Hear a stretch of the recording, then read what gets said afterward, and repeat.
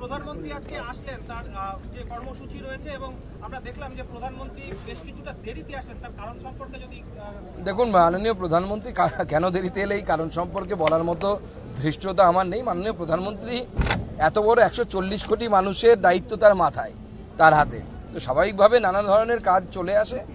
দেরির কারণ পিএমওই একমাত্র বলতে পারবে। আপনারা জানেন একটি সরকারি মিটিংয়ে মাননীয় প্রধানমন্ত্রী এসেছেন, সেই সরকারি মিটিং চলবে। আজকে উনি রাত্রিবাস করবেন রাজভবনে এবং সেই সরকারি মিটিং স্বাভাবিকভাবেই সেখানে যাদের যাদের থাকার কথা, মাননীয় আমাদের মাননীয় রক্ষামন্ত্রী আমাদের মাননীয় রাজনাথ সিং, তিনি আমাদের মাঝে আজকে এসেছেন প্রায় 1 ঘন্টা আগে পিছে। তো আপনারা জানেন যে এই বৈঠকের গুরুত্ব অপরিসীম। আমি শুধু এটুকুই আপনাদের সামনে বলতে পারবো। একটা নজিরবিহীন ছবি, মানে প্রধানমন্ত্রী নিজে তার গাড়ি থামালেন, গাড়ি থেকে বেরিয়ে আসলেন, দলের যে কর্মী সমর্থকরা ছিলেন তাদের উদ্দেশ্যে এবং বেশ অনেকটা সময় প্রায় 4-5 মিনিট বেরিয়ে আসলেন তিনি। দেখুন, আমরা ওনাকে এয়ারপোর্টের ভেতর থেকে সি অফ করার পর আমরা বুঝতে পেরেছিলাম যেহেতু কনভয়টি দাঁড়িয়ে গেছে, আমরা বুঝেছিলাম মাননীয় প্রধানমন্ত্রী নিশ্চয়ই কর্মীদেরকে দেখে উৎসাহিত বোধ করেছেন এবং কর্মীরাও ওনাকে দেখে অস্বাভাবিক উৎসাহ বোধ করেন। স্বাভাবিকভাবে উনি কর্মীদের মন রাখার জন্য নেমেছেন, সবার সাথে নমস্কার করেছেন। এই জন্যই উনি অন্যদের থেকে আলাদা। বিশ্বের সবথেকে জনপ্রিয় নেতা হওয়ার পরেও, 3বারের প্রধানমন্ত্রী হওয়ার পরেও পরিশ্রমে এবং পার্টির কর্মী নেতৃত্ব কার্যকর্তাদের প্রতি এই যে স্নেহ, এই যে ভালোবাসা, এই জন্যই তিনি আমাদের অসংগঠিত লিডার এবং লিডার শুধু আমাদের নয়, পুরো দেশ নয়, বিশ্বের সবথেকে জনপ্রিয় লিডার।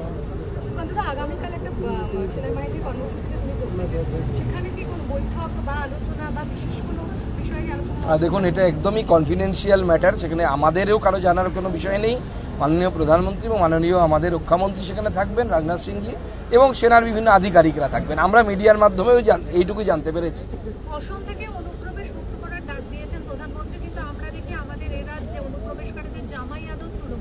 দেখুন, অনুপ্রবেশ এমন একটি সমস্যা, এই সমস্যা ধীরে ধীরে কিন্তু ক্যান্সারে রূপান্তরিত হচ্ছে। সেজন্য অনুপ্রবেশ সমস্যার সমাধান প্রয়োজন। এর মধ্যে জাতি ধর্ম দেখার বিষয় নেই। যারা মুসলিম, ভারতীয় মুসলিম, তারা ভারতবর্ষেই থাকবে এবং ভারতের সংবিধান তাদেরকে সেই অধিকার দিয়েছে। কিন্তু যারা অনুপ্রবেশকারী মুসলিম, তাদেরকে ভারতবর্ষ ছেড়ে, অর্থাৎ যাদের দেশ বাংলাদেশ বা মায়ানমার, তারা এই দেশে ঢুকে পড়েছে, তাদের তো এই দেশে থাকার কোনো অধিকার নেই। ভারতীয় মুসলিমদের এই দেশে থাকার অধিকার আছে, কিন্তু ভারতের বাইরে থেকে যে মুসলিমরা ঢুকেছে তাদের এই দেশে থাকার কোনো অধিকার নেই। আমরা দেখেছি কয়েকদিন আগে ঘটনা গুলশান কলোনিতে, সেখানে বলা হয় 3000 থেকে 5000 ভোটার, অথচ অধিবাসী হচ্ছে 2 লক্ষ। এই 2 লক্ষ তারা কারা? কলকাতা পুলিশ নির্বিকার, পশ্চিমবঙ্গ পুলিশ নির্বিকার, মাননীয় মুখ্যমন্ত্রী চুপ করে বসে আছে। 2 লক্ষ রিফিউজি যদি কলকাতার একটি কলোনিতে, একটি ওয়ার্ডে থাকতে পারে, তাহলে আগামী দিনে যদি কোনো একটা আইন শৃঙ্খলা পরিস্থিতি অন্যরকম হয়, তাহলে কি হবে? পশ্চিমবঙ্গ পুলিশ কি সেটা রক্ষা করতে পারবে? পারছে না। সেই জন্য তো উর্দু কবিতার যে আসর, যেখানে জাবেদ আক্তারকে ডাকা হয়েছিল, সেটা ক্যান্সেল করতে হলো, কারণ পুলিশ পারছে না। এদের সামনে পুলিশ বারবার স্যারেন্ডার করছে। আপনি গুলশান কলোনির কথা বললেন, তৃণমূল এই মুহূর্তে সেখানে মহামিছিল করছে, অথচ তৃণমূলের ভিতরে এই গোটা ঘটনার সঙ্গে জড়িত। মহামিছিলটা কে কার বিরুদ্ধে করছে সেটা বলতে বলুন। কাউন্সিলর 108 নম্বর ওয়ার্ডের, তিনি বিধায়কের বিরুদ্ধে করছেন নাকি বিধায়ক কাউন্সিলরের বিরুদ্ধে করছেন? কে কার বিরুদ্ধে সেটা তো স্পষ্ট করে বলতে বলুন। আর সবার আগে বলুন যে ওই মিছিলে কজন ভারতীয় নাগরিক আছে আর কজন অনুপ্রবেশকারী আছে, সেটাও তো সবার আগে স্পষ্ট হওয়া উচিত পশ্চিমবঙ্গবাসীর কাছে।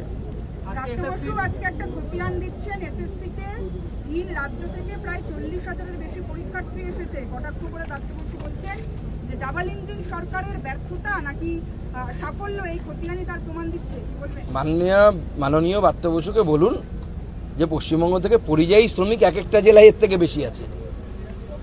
অন্য রাজ্যে কাজ করতে গিয়ে গেছে, আমার জেলা থেকে এর থেকে বেশি লোক আছে। একটা জেলা বাকি তো ছেড়ে দিন। মহুয়া মৈত্রের স্টেটমেন্ট আছে গতবার যখন উনি লোকসভার সাংসদ ছিলেন, যে ওনার লোকসভা থেকে কত লক্ষ মানুষ পরিযায়ী শ্রমিক হয়ে অন্য রাজ্যে গেছে। তার উপর ব্রাত্য বসুরা এই ধরনের কথা বলেন। পরীক্ষার জন্য বিভিন্ন জায়গায় যাওয়ার রেয়াজ আজকের নয়, বহুদিন ধরে আছে। আমরা হাওড়া স্টেশনে দেখেছি একসময় বিভিন্ন প্রদেশ থেকে ছাত্ররা এসে সেখানে স্নান পর্যন্ত করতো। যখন আমি স্টুডেন্ট ছিলাম তখনকার কথা বলছি। তো এটাকে আলাদা করে দেখানোর কোনো প্রয়োজন নেই। কিন্তু আমরা নির্দিষ্ট সময় অন্তর অন্তর প্রত্যেকটি রাজ্যে আমাদের যে ডেভেলপমেন্টাল ওয়ার্ক, যে কাজ, সেই কাজের ফলে অর্থনীতি বাড়ছে, স্বাভাবিকভাবে সেখানে মানুষের শিক্ষা বাড়ছে। শিক্ষা বাড়ার ফলে সেখানকার মানুষের চাকরি পাওয়ার ইচ্ছে বাড়ছে, সংখ্যাও বাড়ছে। আগে যেটা অন্যান্য রাজ্যে ছিল না, শুধু পশ্চিমবঙ্গের লোকেরাই চাকরির পিছনে দৌড়তো। আর পশ্চিমবঙ্গের অবস্থা কি? 7 লক্ষ কলেজের সিট অনার্স পড়ার জন্য 3 লক্ষ ভর্তি হচ্ছে না। যে কলকাতার কলেজগুলোতে একসময় লাইন দিয়ে ফর্ম ফিল আপ করতে হতো, সেই কলেজগুলোতে অনার্সের সিট ফাঁকা থাকছে।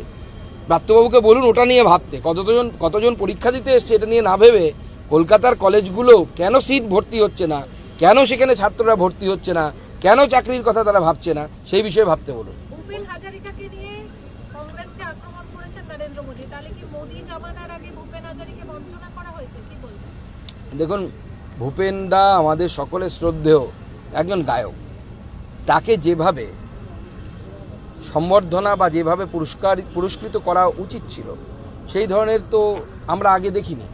মাননীয় প্রধানমন্ত্রীর নেতৃত্বে আসামের ডেভেলপমেন্টাল কাজের নামকরণ ভূপেন হাজারিকার নামে হচ্ছে, এবং তিনি ভারত মায়ের অন্যতম শ্রেষ্ঠ সন্তানদের একজন। তো ভূপেন হাজারিকাকে নিয়ে আমাদের সকলের শ্রদ্ধা আছে। কিন্তু কংগ্রেসের আমলে ওভারঅল আমরা যদি পলিসি দেখি, কংগ্রেসের পলিসিতে নর্থ ইস্ট, উত্তর পূর্ব ভারত বরাবরই নেগলেক্টেড হয়েছে। মাননীয় প্রধানমন্ত্রী এই যাত্রাতে কত কাউন্ট হলো আমি জানি না, 60 বারের বেশি শুধু নর্থ ইস্টে গেছেন, 60 বারের বেশি একজন প্রধানমন্ত্রী। আর ভারতবর্ষের সব প্রধানমন্ত্রী যোগ করলেও অতবার হবে না। এই যে বিপুল পরিমাণ মাননীয় প্রধানমন্ত্রীর ভিজিট, বিপুল পরিমাণে কেন্দ্রীয় মন্ত্রীদের 600-র বেশি ভিজিট হয়েছে নর্থ ইস্টে গত এই কয়েক বছরে আমাদের সরকারের সময়। অতএব নর্থ ইস্টকে যা ভারতবর্ষের সুরক্ষার জন্য, আন্তরিক সুরক্ষার জন্য অত্যন্ত গুরুত্বপূর্ণ, তাকে সেই গুরুত্বটা এবং নর্থ ইস্টের মানুষকে সেই গুরুত্বটা মাননীয় প্রধানমন্ত্রী দিয়েছেন। ডোনার মিনিস্ট্রির তরফ থেকে আমরা বড় বড় প্রোগ্রাম দিল্লিতে করেছি নর্থ ইস্টকে, সংস্কৃতিকে সামনের দিকে তুলে আনার জন্য, নর্থ ইস্টকে গোটা ভারতের সামনে এবং গোটা বিশ্বের সামনে দেখানোর জন্য। এটা এর আগে হয়নি।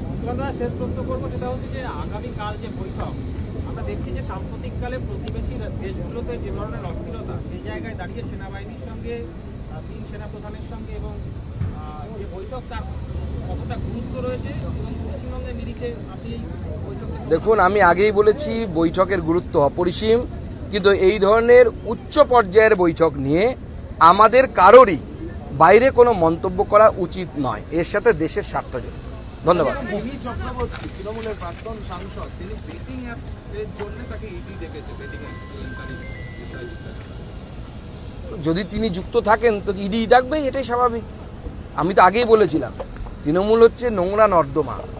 আপনি যদি কোনো মিনারেল ওয়াটারের বোতল খুলে জল নর্দমায় ঢালেন, সেই জল তো আর মিনারেল ওয়াটার থাকে না, নর্দমার জলে রূপান্তরিত হয়।